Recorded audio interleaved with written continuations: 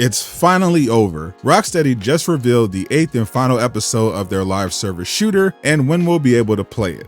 What it do, Direct Nation? I'm back with Super News Bits telling you everything you need to know in 3 minutes or less because I respect your time if you subscribe. So smash that like button to share this with more people or change it to a dislike if the video was trash. The relatively anticipated episode 7 of Suicide Squad dropped last month, finally allowing fans to play as Deathstroke, and it came with some pretty huge updates for the game. In addition to the highly requested offline mode, Rocksteady confirmed this 4th season would be the last for the game, validating previous reports from Miller Ross and Jason Schreier that Warner Bros. Had instructed Rocksteady to begin the process of shutting down the game and start looking toward their next project. This, unfortunately, was inevitable after the game failed to meet the extremely high sales expectations of Warner Bros. And couldn't retain the initial rush of players that tried out the game when it launched early last year. A disappointing Season 1 DLC and a bizarre lack of cosmetics in the marketplace reportedly compounded the issue, causing players to leave because of running out of reasons to log in besides mindlessly grinding mastery levels or the battle pass that never expires. Additionally, they had to scale down the content in order to wrap up the story by the end of Season 4. According to Rocksteady, that final update, Suicide Squad Episode 8, with maintenance beginning at 7 AM Eastern and typically lasting for 2 to 3 hours before the servers are turned back on. In Episode 7, we got to meet Deathstroke, who, after being beaten up by Batman and thrown in prison, had been hired by Amanda Waller to go on a solo mission to deal with Brainiac. Slade Wilson then proceeded to travel through different universes, taking out various Brainiacs by himself before joining Task Force X of the Arkham Earth. The update was actually pretty fun. Once again, the lack of cutscenes and overall new content was disappointing, but the gear and level design was quite good, and Deathstroke is extremely fun to play. But by the end, I was disappointed we didn't get much more added to the story. We had previously been taking on different Brainiacs in order to rescue members of the Justice League,